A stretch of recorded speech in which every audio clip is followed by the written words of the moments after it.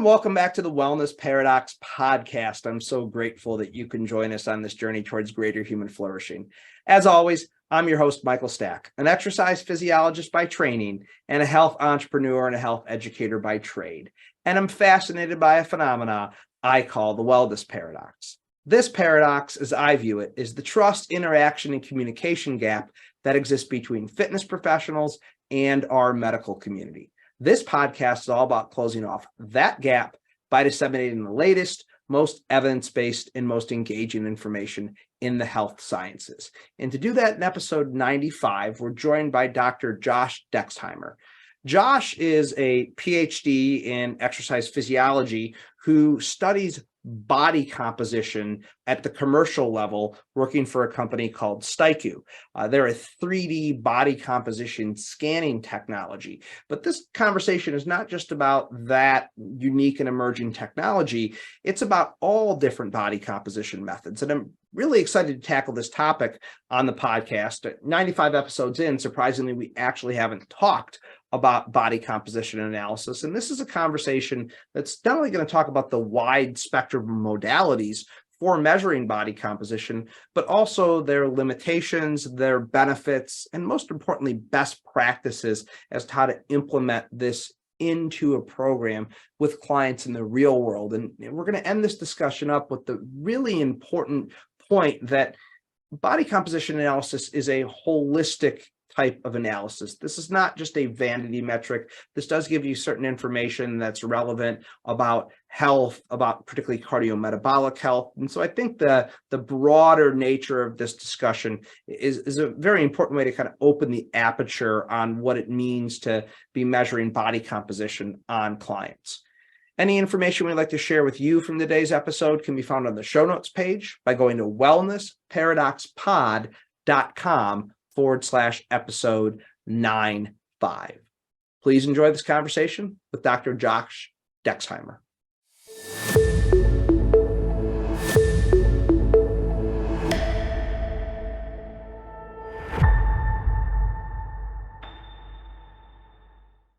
Today, we're delighted to be joined by Dr. Josh Dexheimer. Josh, thanks so much for joining us today.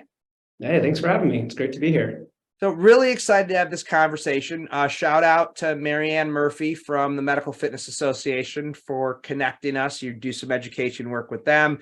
She thought you'd be a great fit for our audience. And I'm really excited to have this discussion around body composition. We were just chatting before we got on air. It's actually 95 episodes in, a conversation we haven't had yet. So I'm excited to get into that. But before we launch into the topic, why don't you just give us a little bit of an idea of your background to provide some context? Yeah, a little bit of my background. So undergrad did in exercise science at Point Loma Nazarene University. While I was there, I was also a left-handed pitcher, which was great and fun to, play some college baseball. I ended up hurting my shoulder my senior year. And so, as a 22-year-old, I was like, I know school and I know baseball. Yeah. Baseball doesn't exist anymore. So I was like, let's just keep going to school. So through that, I ran a baseball academy, strength and conditioning, all the way from 8 years old to, we had a collegiate summer team that we ran as well for baseball while I was doing my graduate work at USC. So my master's is in biokinesiology. So that's part of like their physical therapy department over there. And that's the University of Southern California. I've had some people go like, oh, South Carolina. I was like, no, I only spent a summer playing baseball in South Carolina. But then from there, I actually got an opportunity. I coached baseball and was a substitute teacher and thought I was like, oh, I'll teach high school and coach, it'll be nice. But I got an opportunity to teach at my alma mater, Point Loma Nazarene, in their exercise science department. And so that kind of started to open a door into academia. And while I was teaching courses I taught at Point Loma, eventually did the whole adjunct, workaround of teaching. I taught at San Diego State, another couple universities, couple colleges, did the whole adjunct thing while I was doing my PhD. I did it online, which isn't really heard of or starting to become a little bit more popular, but did that through Concordia, Chicago. So that's in health and human performance. And so I did all my research in the lab at the universities that I was teaching at.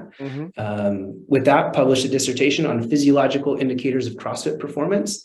So we actually looked at anthropometrics, body composition, as well as the physiological indicators. So I had a lot of people that do CrossFit were actually mad at me because not only did I make them do hard CrossFit workouts, but I made them do, VO2 maxes, Wingate tests, you name it. We test the limits on them, got some really great results. And from there, got a full-time academic position at Azusa Pacific University, spent a few years there. During my time there, I was also, consulting with a couple companies that eventually transitioned into going full-time. I was the director of healthcare science and innovation at Therabody. So they make the Theragun.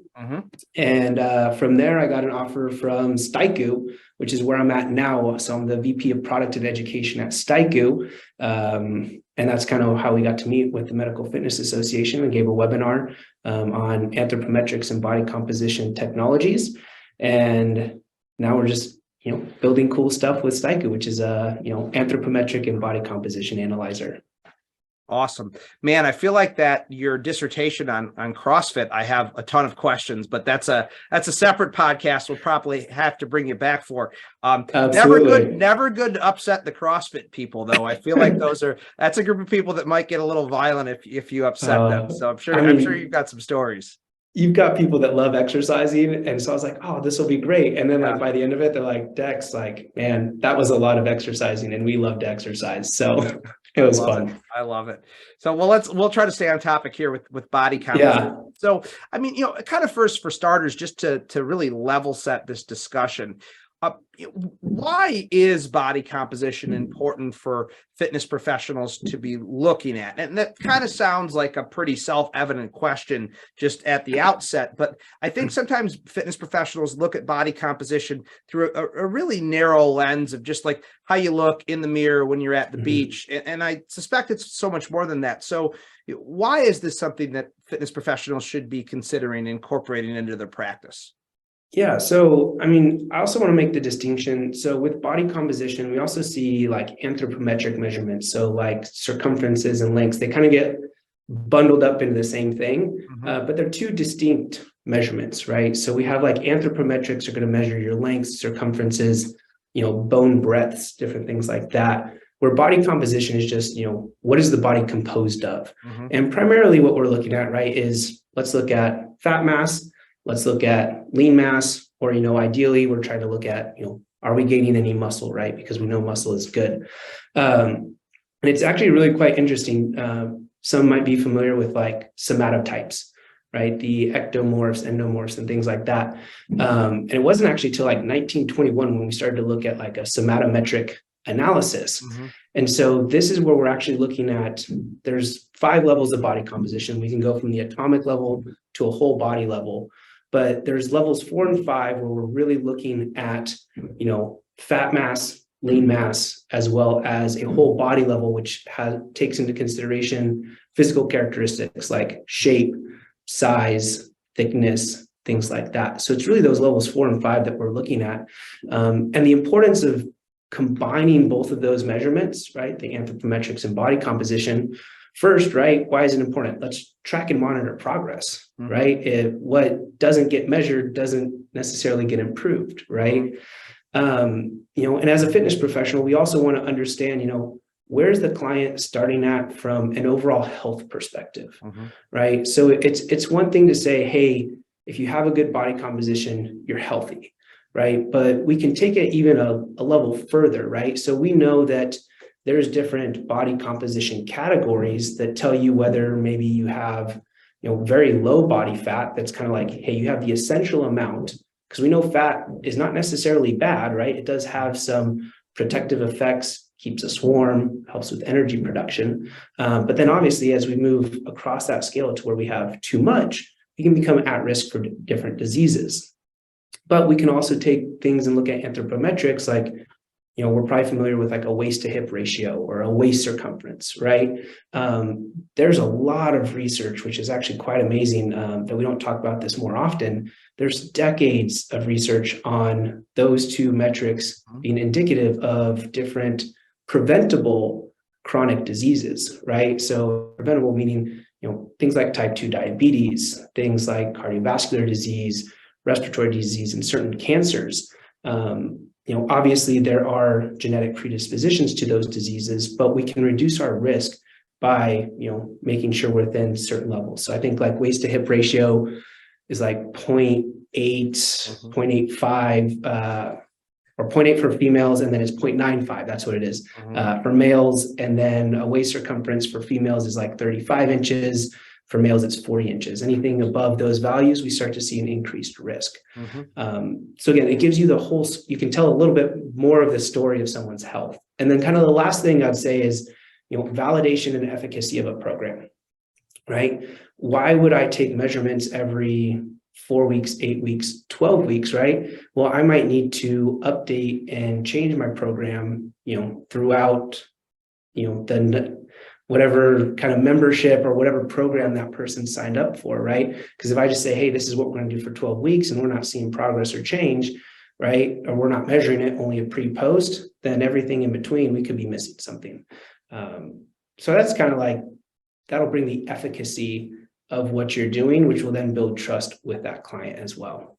That's great. And so the way you're saying it, I think is perfect. It's a broader way to look at it. Yeah. It's not just merely, what's your beach, in air quotes, what's your beach body? It's, it's what's your muscle mass, what's your health status. And I do completely agree. Sometimes, in this age of sophistication of body composition technologies, which we're going to talk about some of these amazing technologies, there's so much great research on just a soft tape measure and measuring a waist circumference and the data that you can, extrapolate from that. So I'm very glad you mentioned that.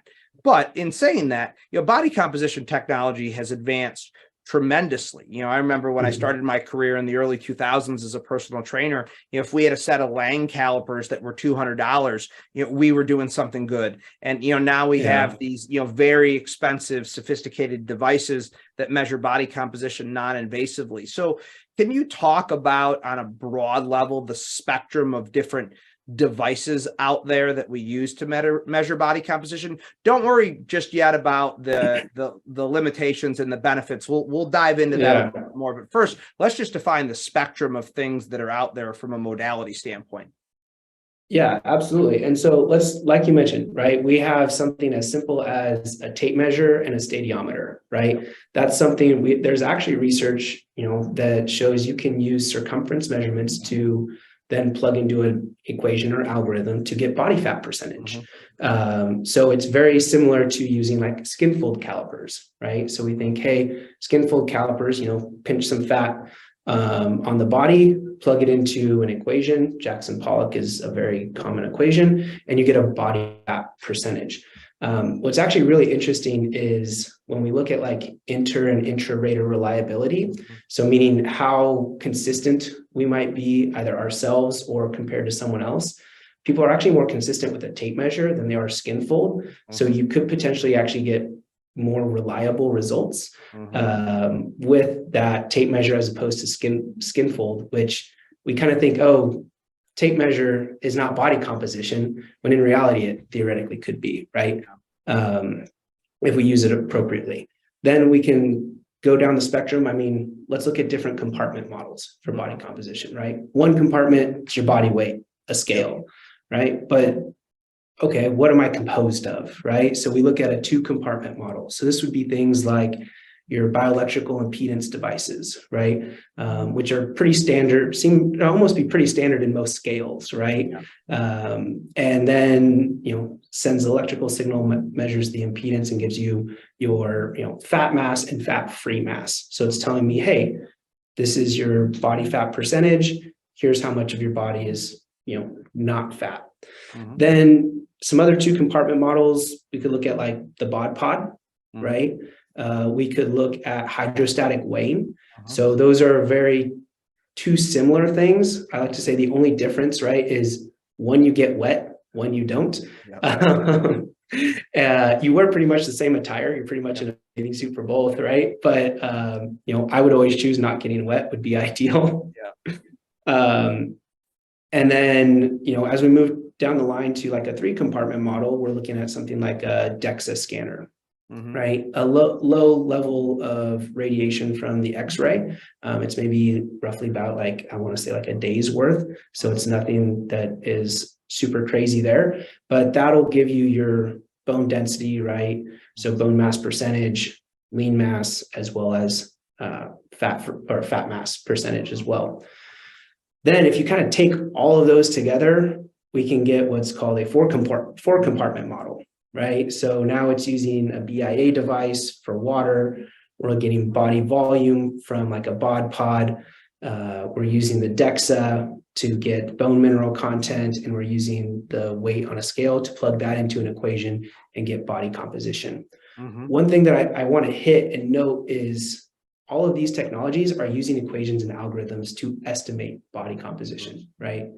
The only way that I can theoretically really know what the body's composed of is use a cadaver, which that has a huge limitation because, well, you know, being deceased isn't something we really want to do to know what our body comp is. So those are kind of like the main popular technologies, I'd say, and correct me if I missed any, but we're starting to see an emergence of 3D body scanners come out as well. They've actually been around for a long period of time. So that's who I work for. Styku, we make a 3D body scanner that gives you all of these anthropometrics and body composition data. And so again, we use an equation. It's based off a DEXA algorithm. We know DEXA is the most accurate, gold standard now. And so, you know, we can trust that within our scan, you're going to get your anthropometrics and your body composition all in that about 30 seconds. We're seeing ultrasound become more prominent. And I believe that is all the technologies that I can think of off the top of my head. Anything I missed? Yeah, I know. I think you got them all. It's amazing. You mentioned the ultrasound was the only other one that I was thinking. Yeah. It is remarkable the number of technologies that are out there for body composition. And again, I am very interested to kind of have this conversation around kind of the scanning technologies, because you know they are the new player, you know, on the block, so to speak. And so we'll dive into that in a second. I think, you know, quickly though, you alluded to this, but I think we should touch on this. There are limitations to all of these, you know, technologies. You know, the largest of which you said is that, hey, these are estimations of your body composition, not direct measurement.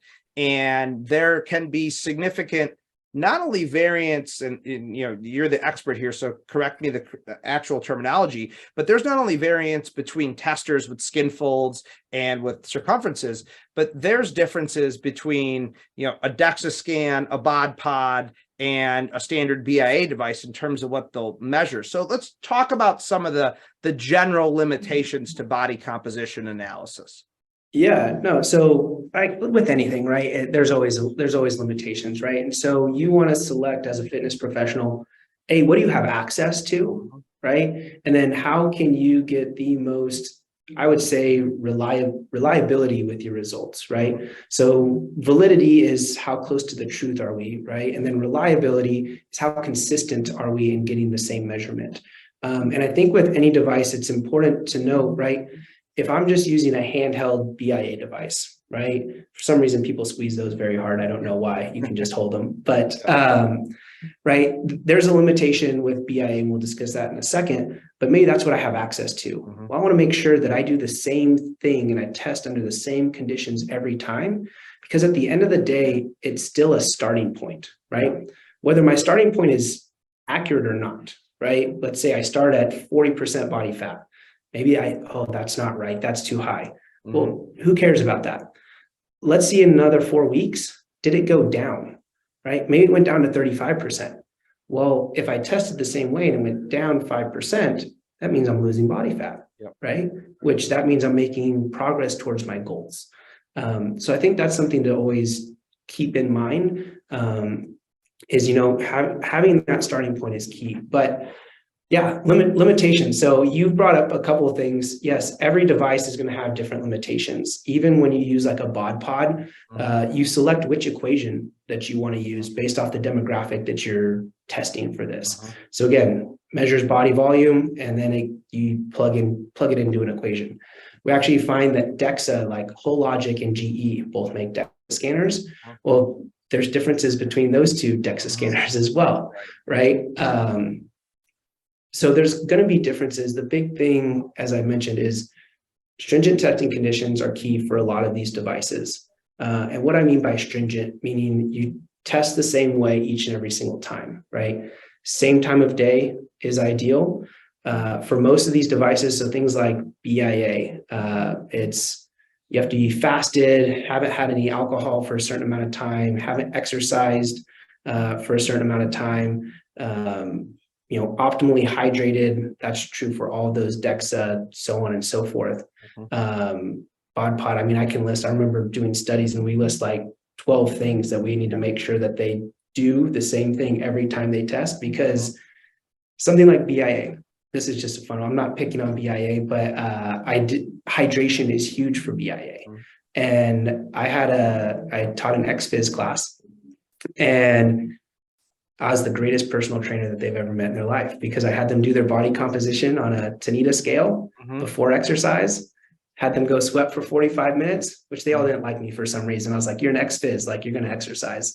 And they came back and they all lost an average of about 2% body fat. Right. All just because of, depleting glycogen and water, it affected their body composition percentages. So, that could be a limitation.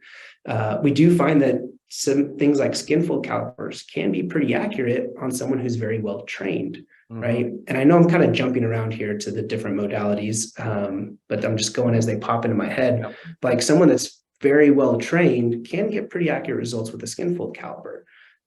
Depending on the population, we find that, they're not as accurate in, either underweight or overweight individuals. Same with BIA. It tends to underestimate or overestimate when you have kind of those extreme demographics. So I would say those are some of the limitations when I'm looking at like 3D body scanning, or let's go ultrasound before we get 3D body scanning. Technique, right? I was doing a study where we were looking at muscle mass using ultrasound and changes there.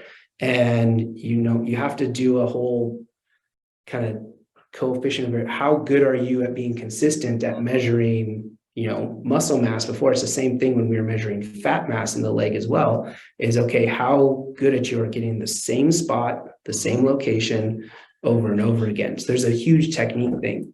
3D body scanning, the big thing that I like about it, and it's so fun because it was never in any of our textbooks, right? Even the textbooks that I teach in now, like it's still not there, which is wild because this stuff has been around for actually like over a decade. Right. But the limitations there is, form-fitted clothing, and hair needs to be up off of the neck so we can get a neck measurement.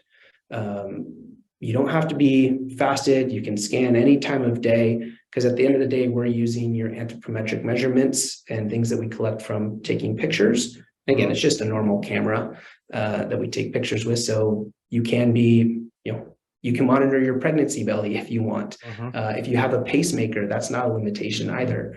And within 30 seconds, you scan, you get all of your measurements. You just have to wear some form-fitted clothing.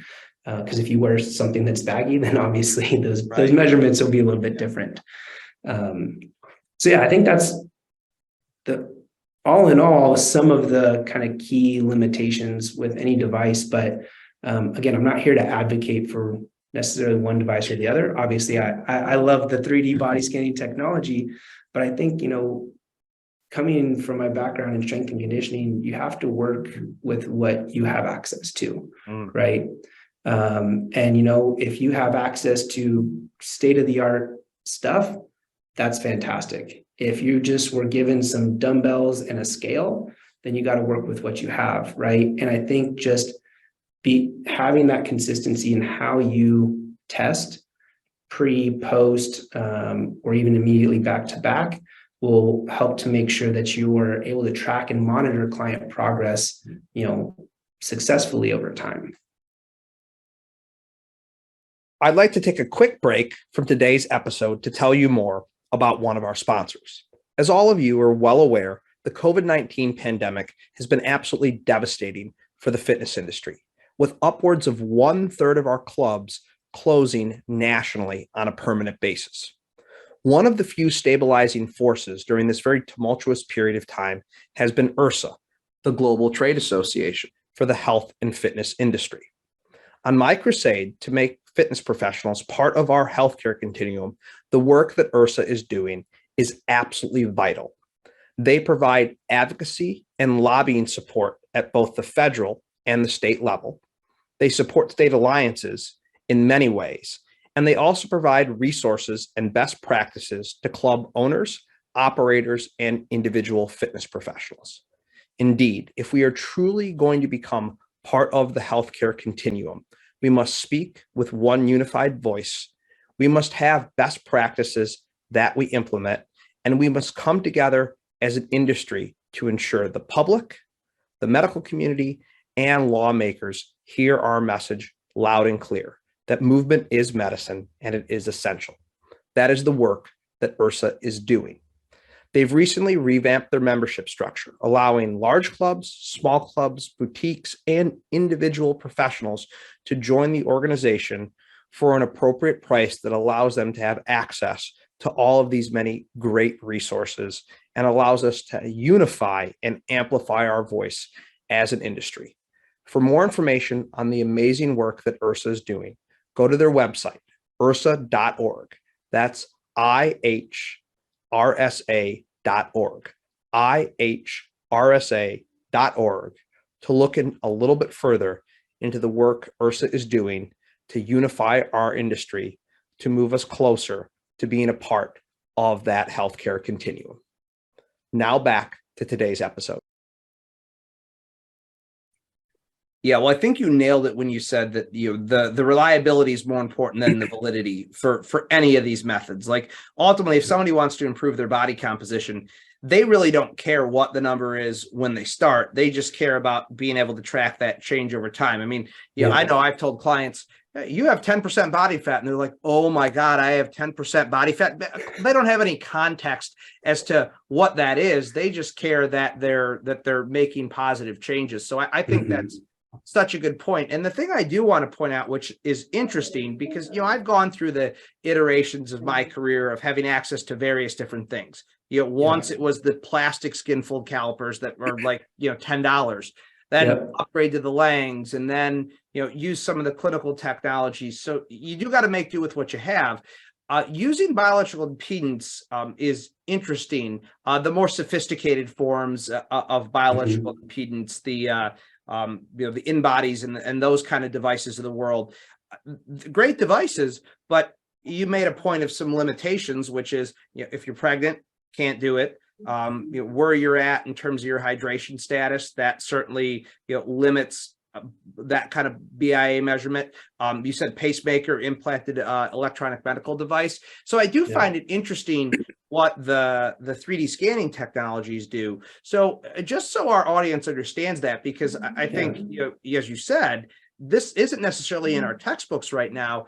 It just explain on a slightly deeper level how those work without getting into all the complex nuances, and I'm sure the proprietary algorithms that your employer wouldn't want you to share. Yeah, no, and we're very open about our DEX algorithm. You'll find that on our website and stuff. But so 3D body scanning technology essentially is you have an infrared camera, right? So it's a non-invasive camera. There's no radiation. It's not like an X-ray or anything like that. It sits within a sensor tower. And then you typically will stand on a turntable and it'll spin you around. It also, the turntable is a weight scale, spins you around in a circle, 360 degrees. So we're taking thousands of pictures as you spin around in a circle.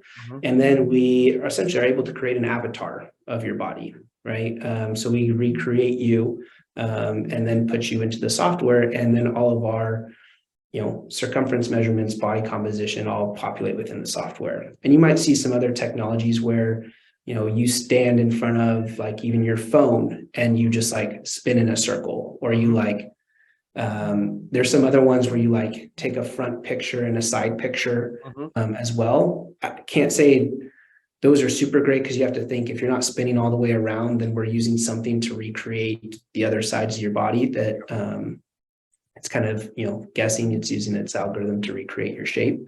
So, that pretty much at a relatively kind of high level is what 3D body scanning does. Again, it's non-invasive, it's very safe, We haven't even seen, we've done over 2.5 million scans. And some people are like, oh, well, you're spinning on the turntable, someone might fall. We've never had an incident of any type of report in over 2 million scans. It feels very slow, but within, 20 seconds, it's a lot, or 20 to 30 seconds, it's a lot faster than sitting in a bod pod or waiting for your DEXA scanner or anything like that. I'm sure the 22-year-old trainer version of me with skin fold calipers has probably caused more trauma to a overweight middle-aged woman than what your spinning scale could ever do. I do think back on those early days in my career and again, every device has its cost and its benefits, and the benefit of skin fold calipers is they are inexpensive and they're what we had. But I think back on that and I think, man, it would have been nice to tell that woman that was half my age and 50 pounds overweight that she could just, stand on this thing and hold these handles, or stand and have just a 3D scan out of her body. Yeah. So, I don't think we have to worry about anyone flying off the 3D scanner. That's it. It was actually funny. I had my wife, because I had skin fold calipers. It's what I used for like a Fit for Life class. Yeah. So just that general PE class at the university level, and we did skin fold calipers. And my wife was like, "I want to know my body fat." I pinched her, and she about like donkey kicked me. It was like, "That's how you do it?" I was like, "Well, yeah." So we never found out what the rest of her body. I didn't get to pinch anything but her back of her arm. It was probably better that way. I always joked with girls I dated that if they wanted their body fat done by skin fold calipers, I would take it, but I wouldn't interpret it. I'll tell you what the numbers are. You go to somebody else to tell you what they mean, because I don't want to get in that conversation. So I think this is just such an interesting area. So, as we kind of bring our discussion to a close here, from your perspective as somebody who's working in this, what are some best practices for fitness professionals to consider with regard to, body composition measurement with their clients? Yeah. So I want to say probably the first and most important thing, if you don't already have this within kind of like your standard operating procedures or SOP, is, always scheduling, multiple assessments, right? And that could be, hey, at week 1, 4, and 8, we're going to do, initial assessment, body composition, strength testing, maybe some aerobic testing. We're going to see the progress you've made at week 4. Do we need to make any adjustments to our programs? And then maybe the end of the 8 weeks, that's when our program ends. Let's see where you're at, right? And now it's an opportunity to say, hey, look at all the change that you've made. Let's sustain this progress. And it can almost be like an opportunity to say, hey, let's keep working together, right? And then the next thing, and I know you and I have kind of hit on it, is, consistency within your assessment, having that reliability. So doing something the same way every single time and being very clear with the people that you're working with, like, hey, we're going to meet at the same time of day. Let's eat the same thing. Let's, keep everything as consistent as possible. You take pride in what you do as well, right? Doing any continuing education or practice. So that way you make sure you're doing the same thing every single time. So you're getting those reliable results. And so I think those are kind of like the two most important things I'd say when implementing your body composition testing, and how you can get kind of, I guess, the most bang for your buck for your clients with that. Yeah, I think you nailed it. I mean, if you have to talk about the two essential things, but also tie in kind of what you said when you started, which is, talking about it from the holistic perspective. Yeah. This is not just a measure. This is not a vanity measure, in and of itself. This is also a tool to talk about health and progress for muscle mass. I think of my mom, who's in her late 60s, who she's not getting body comp done because she cares about what her fat mass is per se. Certainly she wants to monitor it, but she cares about her muscle mass. And for her, that's very much a measure of functional capacity. So I think you kind of put all those three things together, and I think you have a good holistic way to look at body composition. And I think it's such a fascinating area. And I'm so interested to see how technologies like you guys are working on at Styku, how those over the course of time kind of evolve and help us to better understand ways to monitor progress in our clients. Yeah, no, and I'm glad you brought up that holistic point, because we're starting to see a shift in how people are viewing exercise and physical activity, right? We're starting to see less about the vanity metrics, right? How does my body look, but more like, how is my body's entire well-being, right? Yeah. That's from a mental and physical standpoint. And we know that when we exercise, we feel better. And we know that when we are healthier, when we have a better body composition, a smaller waist circumference, right? You mentioned the functional capacity. We're going to have the ability to be more mobile. We're going to have the ability to, do an entire day at Disneyland and not feel fatigued and tired, right? Or even just, be able to stand in lines, I guess you can, for a long period of time if we go to Disneyland. So that whole holistic aspect of it, we're definitely starting to see that shift. Yeah, which again, I think it's just that's so good that we are, uniformly starting to see that and say that as an industry. Mhm. Josh, this has been great. Yeah. Again, there's a bunch of other questions that I'd love to dive into all the nuance of this, but I want to be respectful of your time and our audience's time. So as we bring this to a close, where can people go if they want to find out more about the great work you're doing in general, the work at Styku? Where are some good places to point us? Yeah, kind of for good places to go. Styku.com is where you can find a lot of things on Styku about the body scanner, about how it can be used for a health assessment as well, because we give those results also. You can Google me. I pop up on Google, Google Scholar, LinkedIn. Type in my name. I'm also going to give you guys a couple of links as well to post.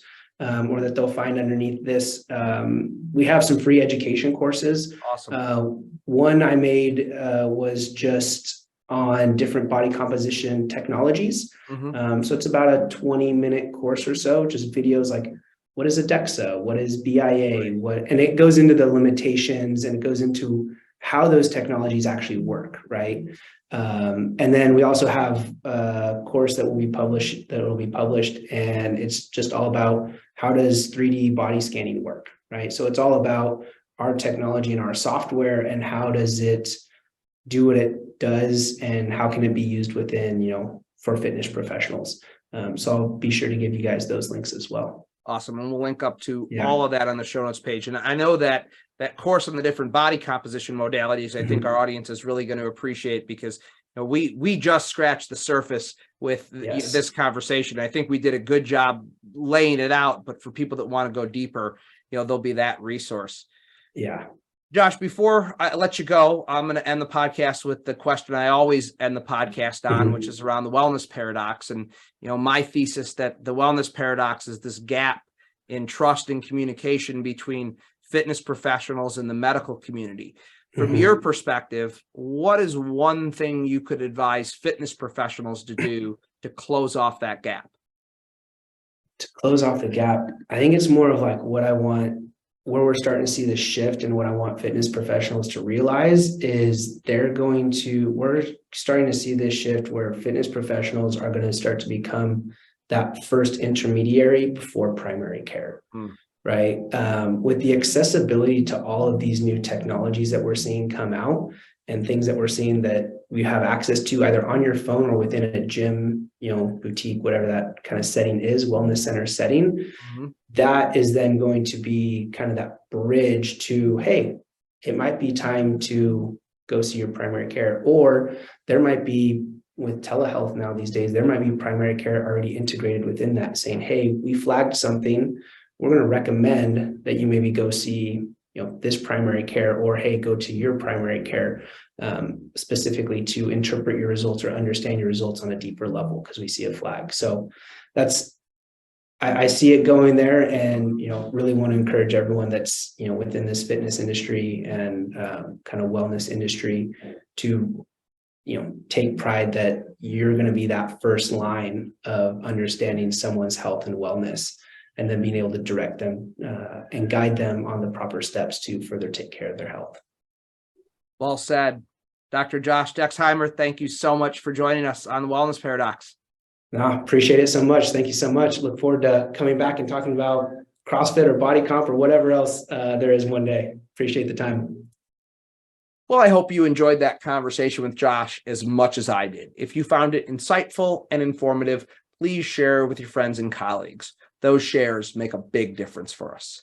Any information we'd like to share with you from today's episode can be found on the show notes page by going to wellnessparadoxpod.com/episode 95.